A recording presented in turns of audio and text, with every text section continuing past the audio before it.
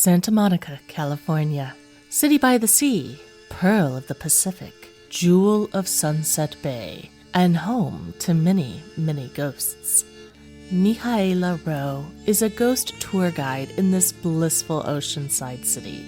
She shares with us a little of the history of the city and where you can get the best view of its otherworldly residents. She also gives us some insight into the real vampires from her home in Romania. Settle in for some sunny and sinister ghost stories today on Homespun Haints. Hello, Hainted Loves. Welcome to Homespun Haints. I'm Becky. And I'm Diana. And today on the show, we are going to be interviewing somebody that Diana met when we were in California. Mm-hmm. She went on a ghost tour in Santa Monica, and she met the lovely tour guide that we are going to be having on the show today. Her name is Mihaela. She's been giving tours with U.S. Ghost Adventures in Santa Monica. She's going to be giving us a lot of history of Santa Monica and the Pier and why it's haunted. And she's also going to be telling us a little bit about some Romanian folklore, because that's awesome. Small world. We're really excited to have her on in a few minutes. I had so much fun in Santa Monica. Santa Monica was so relaxing in some ways and so stimulating in others. I really felt like it was one of the perfect places to be a beach tourist, right? Because you can go down to the beach in the morning.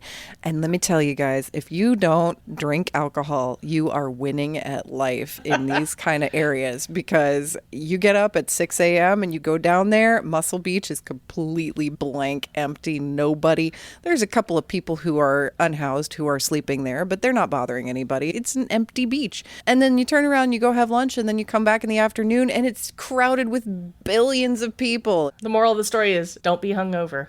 And then there was a fatal stabbing incident on the beach in the afternoon. So definitely go in the morning. you say that like you're talking about having clams for lunch or something. Like, oh yeah, and then there was a fatal stabbing. It was nice in the morning, and then there was fatal stabbings in the afternoon. It got nice again by the evening. It only happened once. It's a very safe town. This happens like once every few years. It's a pretty rare circumstance. They said they get like less than 3 violent crimes per year in Santa Monica, and it just happened to be the day that I was there on the beach. Oh, wow. You brought all those criminals from Tulsa with you, huh? Probably. I've like magnetism for crazy people, but it was a nice time just kind of wandering around on the beach in the morning and then doing touristy stuff in the afternoon. The 3rd Street Promenade is actually a really cool place. They have big dinosaur statues, and there's shops on both sides of the road, but it's just a pedestrian road only. And then there's this amazing, I have to show you this photo. I'm going to post this photo for everybody else to see, and maybe Becky will leave this part in there so that you all look at it. There was a toy store that was just the most adorable toy store, and I want to find the picture of the thing that I found in the toy store that I think will remind you of me immensely. Was it a lesbian werewolf? It was better than a lesbian werewolf. Okay, let's see. Is that the Virgin Mary with a rainbow octopus umbrella thing? She's got a rainbow pride flag, and she's got a plate on her purple-haired head covered in rainbow fish, and she's taken one of the rainbow fish, and she is gently stroking it against her cheek as she stares wistfully into something. It's like if Lisa Frank designed a church. This is what she would. Right? Oh my gosh, the first church of Lisa Frank. Rubbing your face on gay fish. This was a puzzle I found at the store that I was like, wow, that's the first puzzle I've actually identified with ever. You did get it, right? No, I did not get that because I did not have room in my luggage for a giant puzzle because I packed pajamas.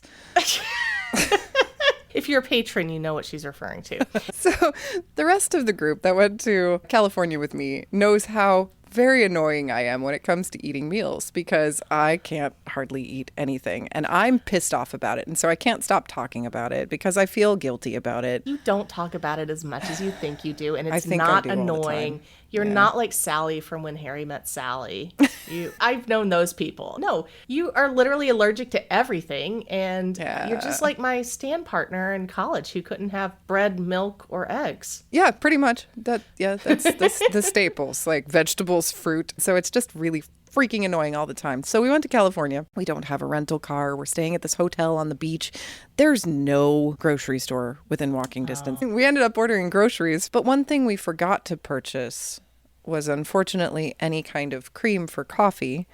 At this hotel, there was just a coffee maker in the lobby where we could get black coffee, and then we had to add our own sweetener and cream, etc. So we're walking down the 3rd Street Promenade looking for a place to buy some freaking almond milk. And Amber goes, I bet you could go into Starbucks and buy an almond milk, just like a tall almond milk. And I was like, no, there's no way they would do No, because at the grocery store, almond milk was like $8.50. Right. So I was like, no, there's no way they'd do that. So I was like, well, what the hell? We're passing a Starbucks. Let's go ahead and try. We go into Starbucks. We wait in line for like 10 minutes because California. And then we finally get up to the front. We order an almond milk. I'm just like, I'd like a tall almond milk. And I kind of squint my eyes and turn my head at the guy like, what you gonna do? He did not react one bit. He was like, hot or cold? Like, why would I want it hot? Ew. Of course I want cold milk, almond milk, you weirdo. It was just said cold, and he's like, name. So I ended up paying $2.50 for this enormous, like 20 ounces. It was more almond milk than I could drink in the days that I was there for $2.50. I was very impressed. So if you ever are in California and you need to buy some almond milk, but you're afraid to pay grocery store prices, head to Starbucks. It's a better deal than you'd expect. I'm glad that you were able to figure that out. Oh, no, I was not. That was Amber. It was all Amber. So how do you milk an almond? I've got to know about this. Even though I could come up with a funny answer to this, there's already a commercial. Where they have the little like udder things on the almonds and they're milking them like almonds. But the sad answer is you literally take 5 blanched almonds and you put them in a blender with water. That's how you make almond milk. So why can't you do that So yourself? the fact that it's $8 is just a racket. It's insane. Like a whole gallon of almond milk is like a small handful of almonds and a lot of water. Are you serious? Yeah. There's not really that many almonds in almond milk. No, not only that, but I guess I just had this in my mind that nuts have oils. So I thought maybe they were like extracting the oils like an essential oil and making some kind of really big. They just crush them. It's literally watered down almond butter without the peely husk part. So you could do this yourself. I do it all the time when I'm at home and I have a blender and a bunch of almonds. And it tastes exactly the same? No, it doesn't. You have to shake it constantly because with commercial almond milk, they put a bunch of gels and foams and gums and stuff in it that keeps it suspended in the water. Oh, my God. Right. You are really selling this. Yeah. Okay, so it's just crushed almonds and water. With a bunch of food cellulose type products to keep it suspended in the water. Because it actually is kind of like milk in that it separates, but they have to make it even less like milk by throwing in like xanthan gum and shit. Gellan gum, xanthan gum. Wait, so sometimes cellulose. They put in gelatin? Gellan gum. Oh, okay. So they don't actually put it, because gelatin would make it like not gelatin, because then vegans would get mad. Yeah, because that's like hooves and stuff. Jello's my favorite vegetable. Why I grew up eating Jello salad. Yeah, sure. No. The green and orange ones are vegetables. All the other flavors are fruits. But only green and orange can be made into salads. No, definitely. Yeah, gelatin is made out of cows. Make no mistake about it. Or horses. Or, well, not in America, not anymore. I mean, that's why there's that little horse head on the glue bottle, right? Elmer's glue, doesn't it have a little horse head? It's got a little bull. I thought it had a bull. It's got very curly hair. Horses don't have curly hair. Oh, it is a bull. Okay, because it's made from bull hooves, right? That's why they have it? Maybe. Okay, glue is made from that bull, and just that bull that's on the Elmers. He's been in, they're still boiling him down. He was a big guy. There's this product that I've had for months that I've been wanting to pull out on the show that I guess I never will. And because other people live in this house, it is gone. What was it? So there's this product that is a collagen supplement beverage, but the name of it is literally skin tea. It's supposed to make your skin better? And it is made from skin. Oh, that's kind of like animal collagen. Wait, you drink it or do you put it on your face? You drink it. No, you drink How does that work? Like, how is drinking somebody else's skin making your skin better? That kind of feels like when you eat somebody else's brain so that you'll get their power. You'll gain their knowledge. Yes. Yeah, like That's pretty much how it works. Yes. There's, as far as I know, there's never been any concrete proof that consuming any specific type of collagen allows you to also build that specific type of collagen, because it's just a protein, and protein's broken down into amino acids when you eat it and used for whatever you need it for.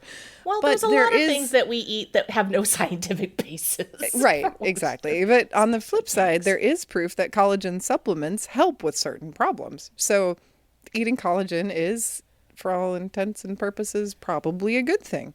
But it's not necessarily to make your skin better, but it might be to make your joints work a little better, maybe? I don't know. Maybe when you boil down collagen from skin, it's got trace hyaluronic acid that causes benefits. I don't know. I have yet to figure it out, because I definitely read a lot about collagen. Like, you can't eat collagen and have it become collagen in your body. You break it down into amino acids, and then your body would build collagen from those amino acids. And you do it worse as you age, and that's why we get wrinkles. You just need to eat more brains. You just need to eat more skin tea. Wait, do you chew it? Is it got that much skin in it? I'll never know, because I meant to open it, and I can't find it. I meant to open it in front of you so I could do an honest review. Oh, wait, so you bought this stuff specifically for the show, and somebody nabbed it? Yeah. Oh, my God. Sorry, Becky. No skin tea show for you. Maybe when you come to visit. Yeah, I'm not drinking that shit. No. I'm going to buy some when you come over. Okay, so we've answered several questions today. Oh, have we? How do you milk an almond? How do you gain somebody else's skin properties? No, it's in your food, folks. Yeah, and there's a bull on your Elmer's glue for a reason. Yeah. Let's move away from this before we completely offend our guest. And let's also give a shout out to all of our new patrons and people who have upped their tiers. First of all, I want to give a shout out to Mel. She is the host of I Ghost Mio. It's a podcast that we've talked about here on the show. She's also been on the show. She has shared a lot of Cuban and Cuban American folklore on our show. She's just a wonderful individual. We've had a great time getting to know her personally over the years, and she upped her tier. So thank you so much, Mel, for that. Thank you, Mel. Also want to give a shout out to Kelly. We just heard from her last week, and she joined our Patreon. So Kelly, thank you so much. Kelly is the host of Let's Deconstruct a Story. She is also the author of multiple books. You can find out more about her at kellyforden.com, and she just became a patron. So thank you, Kelly, for that. Thank you, Kelly. And then finally, we have a patron. Their profile handle is John and Casey. So we don't quite know exactly what your name is, but we thank you very much for joining our Patreon. Whether you be John or Casey or somebody else. Thank you so much. That is a good way to get a BOGO deal on our Patreon, is just to share an account. That's true. People do that. Yep. We're not promoting that or anything. Just saying, you didn't hear it from us. We won't let the bigwigs at Homespun Haint Corporate hear that we said that. Homespun Haint's Corporate. Our bosses are so cruel.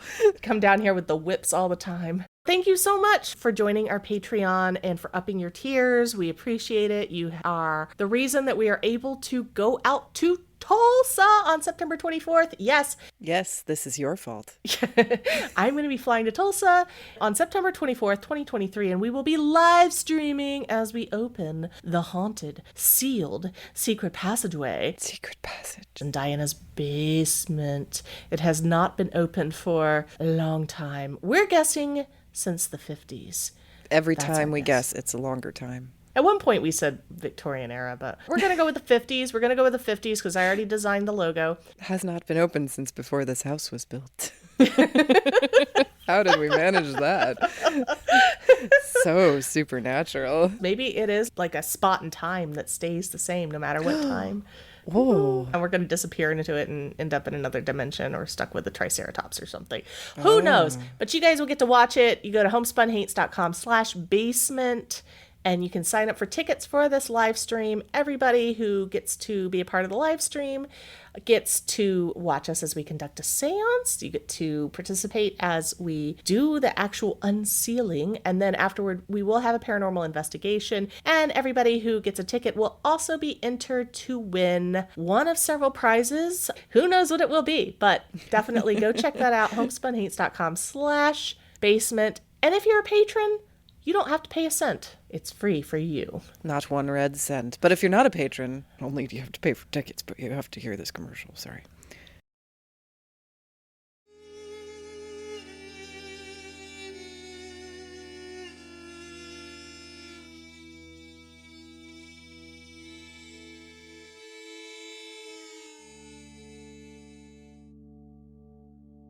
Today on the show, calling in from California, we have Mihaela Roe. Mihaela is a tour guide on U.S. Ghost Adventures in Southern California, and you're also a language teacher with romanianfolklore.com. You teach Romanian and other Latin languages, correct? Wow, that is incredible. I noticed your email address actually has professor in it. I'm a professor, a retired professor, but this specialized, you never get retired from it.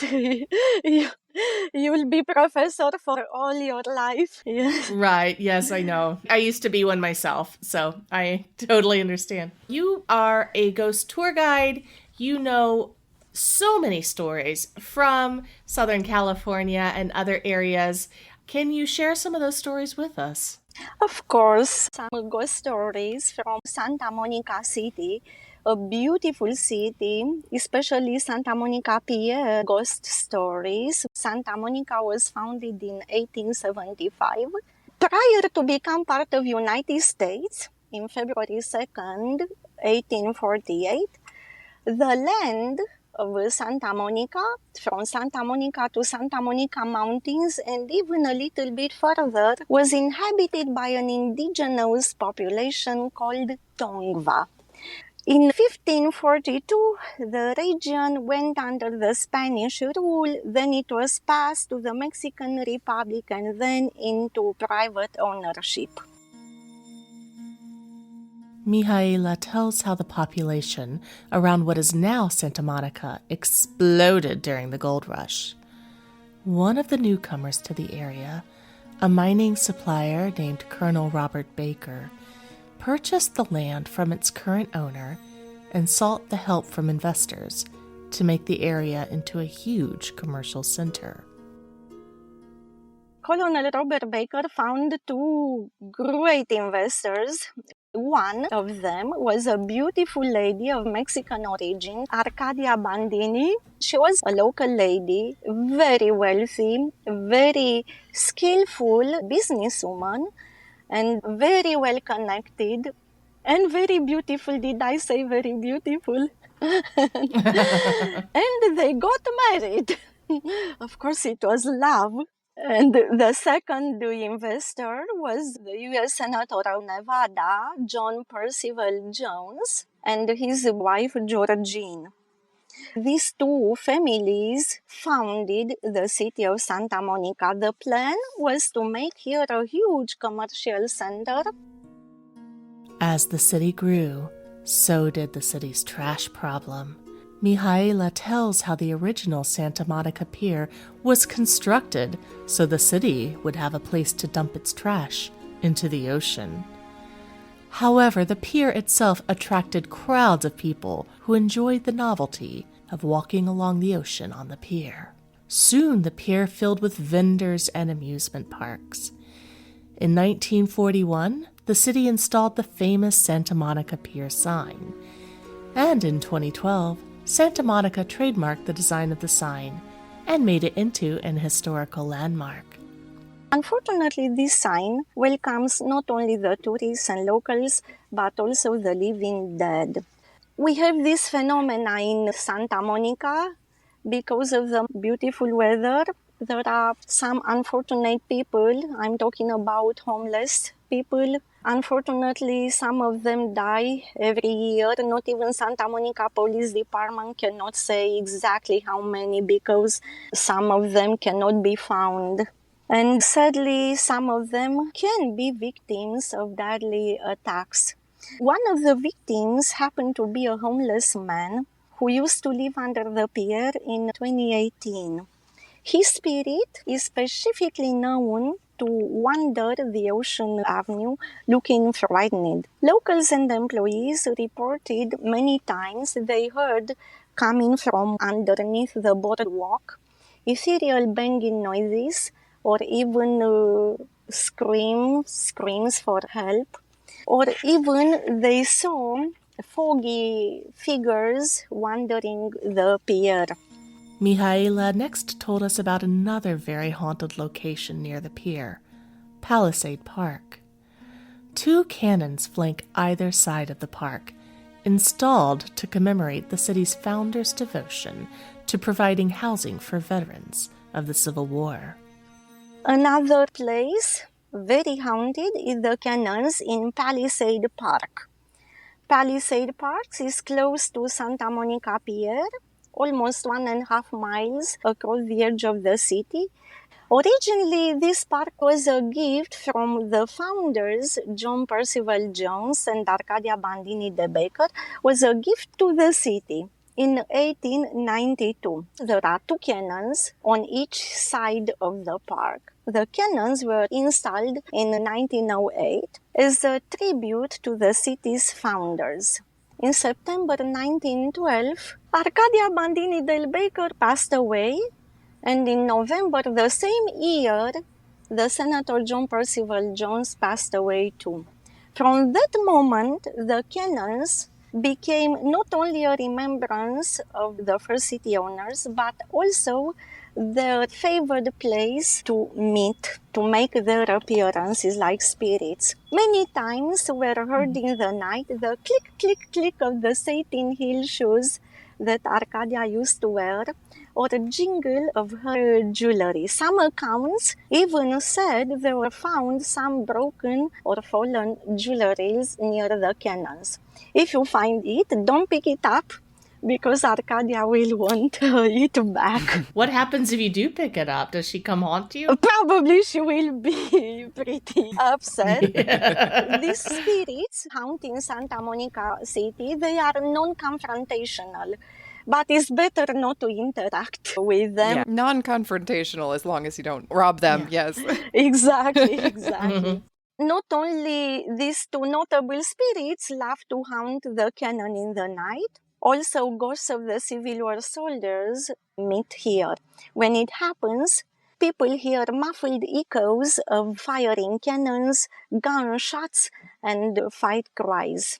Many times, groups of agitated crows like to congregate around the cannons like they carry messages from the underworld. Ooh. Yes, Palisade Park and the cannon were a designated historical landmark in 2007. The Civil War cannons. Were they actual cannons that were used in the war? Exactly. They were real cannons. Probably the cannons had a lot of drama because it's nothing more dramatical than a civil war. So when people see the spirits of the soldiers around it, they could have been the soldiers that had been there with the cannons while they were in use, correct? Exactly. These cannons were active. They killed people. And of course, usually the ghosts coming in this area, they have their own reasons. Practically, they didn't finish their business here. They died suddenly, or they were happy and they came to meet each other and somehow to reconnect with that happiness. Our next haunted stop is the Arizona Avenue pedestrian bridge that overlooks the Pacific Coast Highway. The ghosts of car crashes can be seen both on the bridge and below on the highway. Notable are the spirits from one recent, particularly bad auto accident. Another place haunted is PCH, Pacific Coast Highway, Arizona Avenue pedestrian bridge. If you want a prime location, lookout points to catch a glimpse of the ghosts, Arizona Avenue pedestrian bridge is the best because spirits love to walk on highest places and they used to haunt this bridge, especially spirits of the drivers and the people caught in car accidents. Some of them are still confused, scared, or looking for help. And one recent event gone fatal, was in August 2021 on Pacific Coast Highway. It was a car crash. 9 cars were involved, one overturned. One person unfortunately died, and 4 others were heavily injured. But many days after it, the drivers have seen foggy figures standing in the middle of the highway, then fading away before the cars run into them. And what is absolutely notable, usually spirits appear during the night, late night. The drivers reported these appearances during the day. And many ghosts are reportedly seen wandering on the bridge, solo or in group. Many times, they made themselves known by unusual smell or a sudden drop of the temperature, flickering street lamps or lights, foggy shadows, whispers, and unidentifiable voices. Also, sometimes the spirits don't make a physical appearance, but they make their presence with noises. Many times, the people living in the beach houses reported to hear coming from the rooftops noises or to hear steps. But when they check, it wasn't any physical appearance. The noises still kept coming. This is indeed a very heavily haunted location. Santa Monica gets its moniker from Saint Monica, a woman born in 331 in what is now Algeria. Married to a pagan Roman general, Saint Monica is known for her devotion to her children, her unwavering desire and eventual success to baptize her children, and her devotion to charity. She is also mother to St. Augustine. Many young wives turn to St. Monica for guidance in patience and strength. Of course, the city has a beautiful statue of St. Monica honoring her memory. Another extremely interesting place is around the Santa Monica statue. The story says in 1769, Father Juan Crespi visited the Tongva Sacred Springs, or Curuvunia, located in west side of Los Angeles. In Tongva language, Curuvunia means the place where we are in the sun. And he said the Curuvunia spring trees and the 2 springs of water and Curuvunia spring trees extending their branches over the springs of water. All this reminded Father Juan Crespi of Santa Monica's tears for her rebellious son Augustine. Touched by this story, the founders of the city decided to keep this name of the city, Santa Monica. This 18-feet Art Deco statue was built in 1943. She is settled on the foot of Wilshire Boulevard, and Santa Monica is facing the city like she's still watching, taking care and protecting the city. You mentioned when you were talking to me in California that you had an experience with the statue that was very strange. Yes, Yeah. this is indeed an experience. It is impossible to meet the statue because she is exactly in the middle of your route, in the middle of your track, on the foot of Wilshire Boulevard.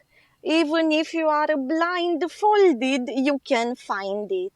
However, 2 times I missed her. And not just me, but also the group I was talking to, the group of my tourists. I was talking, they were listening, and I was talking, and passed by the statue, 18 feet tall. None of us saw it until I noticed why it's impossible. We went too far. We have to come back. And when we went back, she was there. Of course, she didn't disappear. But what was very weird, I was thinking maybe I was talking and talking. You can miss even an elephant. But not even my tourists could notice it, and they didn't talk. I asked them, did any of you saw the statue? No. When this happened to me the second time, I started to wonder what explanation could possibly have, and I found only one explanation. Santa Monica wanted me to tell people about her story because I used to tell people just about the statue. And this is explanation that I found. And after I started to tell people something about the historical character, she didn't disappear anymore. So I had this experience myself, and I consider it significant too. So you said that the statue is 18 feet tall, correct? Yes, 18 feet tall. She is taking care of the city. She protects our children from this world and from the other world. She helps us, gives us inspiration. That's why she is a kind of patron of our people, and very significant. And the city has its name, Santa Monica. She is the heart and the soul of our city. If you come here in Santa Monica, get in contact with usadventureghost.com, and you will have a very amazing experience regarding these haunting places and the history of the city generally. It's true. I heard so many more stories on the tour than you just Yes. told. So it's definitely, you haven't heard it all yet. If you're listening, you definitely still need to take this ghost tour. It's the U.S. Ghost Adventures Santa Monica Pier tour. Mihaela isn't just a ghost tour guide. She herself is no stranger to the spaces between this world and the next. In fact, she received life-changing advice once from a loved one in a dream. I know that you have some stories of premonitions, that a personal... Yes, for example, and I have these premonitions probably because of my Romanian DNA. My country is, I cannot say heavily haunted, but we have a very thin line between living world and the other world. So I have these premonitions, for example, when something bad happened to me or to someone that I care of. For example, I learned one of my colleagues lost a baby, unborn baby. And I didn't see that lady for so long time, years. And when I met her, she told me, yes, indeed, that moment I lost a baby, unborn baby. So colored was the dream. Or I had my dead one's loved one appearing in my dream and telling me what to do or what not to do.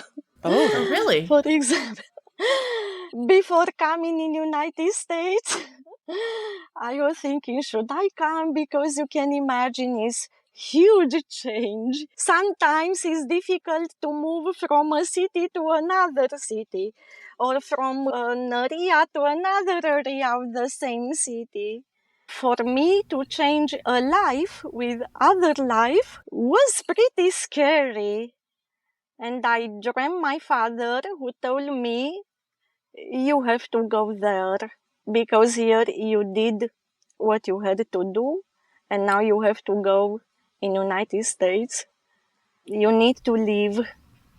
And my father told me many times. He was a little bit pissing me off when I was child. And I have to admit, sometimes I was listening to him. Other time I was say, okay, I know better. But this time he was so, he persuaded me practically. He showed me, you have to go there, your life will be there. And I come and let everything behind and took here everything from the scratch. Maybe without his advice, I would do still think even now. But I'm happy to come here because I met so beautiful people and so new places. I used to travel a lot, but now it's other kind of experience, just to tell you two of my sensorial paranormal experiences. Romania is the land of Dracula. It is Yes, it the is. inspiration for Dracula. Vlad the Impaler was supposed to be Dracula. That legend, is written by an Irishman, Bram Stoker, the story of Exactly. Dracula, but I assume that he drew from Romanian culture when he was inspired to write that. Is that true? Exactly. We believe in vampires. There are so many people having real experiences with vampires. Really? Yes, there are some, let's say, bad people doing all kind of sorceries, asking for help from the dark forces coming from underworld. We saw the results. We go to priest many times to ask for help to defeat these dark forces, and we see improvements. We believe in saints. We have a lot of holy relics making wanderings, like helping people to cure sicknesses like cancer, like whatever else that are difficult to cure.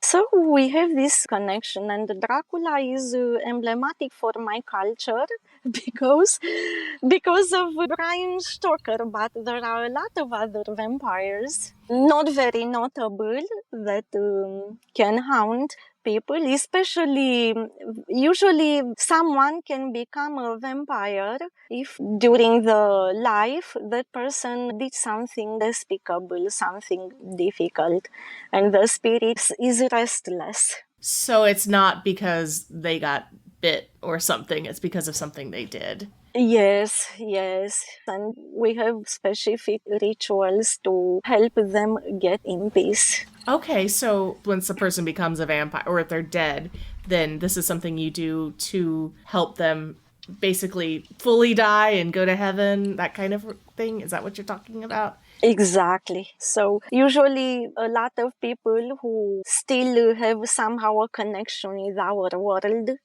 their spirits haunt. And if that person during its life, used to do bad things, he keeps doing bad things, even like spirit. I'm so fascinated because it's become such a big part of American culture too, but I'm sure it's so different here versus in Romania. So, all of the legends about how a vampire can't see themselves in the mirror, or how garlic will repel them, or you can repel them with a sign of the cross, do those things apply in Romania as well, or are those more American things? No, No. yes, Hollywood. this is a kind of romance. Let's say Bram Stoker made a kind of love story, Okay. practically. Yeah. And Dracula was practically in my country to combat. If we want to annihilate a vampire, we have to go to the priest, and the priest will come to the grave and make an exorcism. And we need to, like siblings, we need to make some specific to remembrance, to pray. And whatever the priest will say, we'll do it. Because we need to help our dead one to find his peace. Usually we consider this vampirism phenomena comes from pretty burdened conscience, and we have to somehow to help the spirit to be forgiven by God. In these torments, he is not let in, not even in the hell. Right. If you did too many bad things, so you need deep forgiven, and all community with our priest, we pray for this restless soul to find the peace. We don't know if a vampire drinks blood. It sounds Okay. very different there. Yeah. Yeah, it sounds We more only like get the yeah, fictional like version. Yeah. Exactly. Don't forget, Bram Stoker was a great writer, and his purpose was to write a fictional novel, and he right. did it. So it sounds more like a vampire is a tormented soul kind of stuck in a purgatory. Exactly. Is it different from a ghost that we would think of as a ghost? I think it's not very much difference. Just vampires, they keep doing bad things to scary people, to be aggressive. The ghost simply can just come and wander and haunt. For example, if it has suddenly death and didn't finish his mission on the earth, he is restless, but he's not aggressive. He comes like a ghost. He haunts, that spirit haunts the place, but doesn't harm any people. Okay. So Okay. a vampire All right. would just be angry ghost, a harmful ghost. Yes, can be aggressive, can scary people. Okay. Ah, But you don't have to dig up the body and cut off the head. Exactly. Wow. Oh, I learned so much today. Right? This is fascinating. Thank you so much. Wow. Thank This you. is Thank great. you so much. I'm going to have to go talk to my husband and see if he knows any of these legends. Thank you so much for coming and talking to us. This has Yes. been wonderful. I know that we just got a little sliver of what we would encounter if we took one of your tours with U.S. Ghost Adventures yes. in Yeah. Santa Monica, but I really appreciate you coming on and sharing the Thank history you so with us. much. Thank you so much. It's good to see you again. And thank you for the interview and being our guest today. I hope you will be here again to visit our excited city, Santa Monica. If you want to meet Mihaela, you'd better take the Santa Monica tour specifically. Santa Monica. Okay. Yes. Good to know. Now, Excellent. for now. For now. And you will see the statue now because you tell Santa Monica's history. Yes. Exactly. And it wasn't in the dark, Becky. It was very illuminated. There were street lights. It was a major intersection. Somebody put a candle at her feet. Exactly. Candles, flowers. It was impossible to miss. Okay. Yeah. She got her message across to you. Yes. Yes. Everybody, you've been listening to Mihaela Roe, calling from Santa Monica. She is a tour guide with U.S. Ghost Adventures in Santa Monica. She is a Latin language and Romanian instructor with Stroman. You can find that at stromaninc.com. We'll have links to all of that in our show notes, as well as some links to some of the places that she mentioned in the story so that you can go and do a little research on your own. And if you're ever in the Santa Monica area, be sure you look her up and take one of her tours.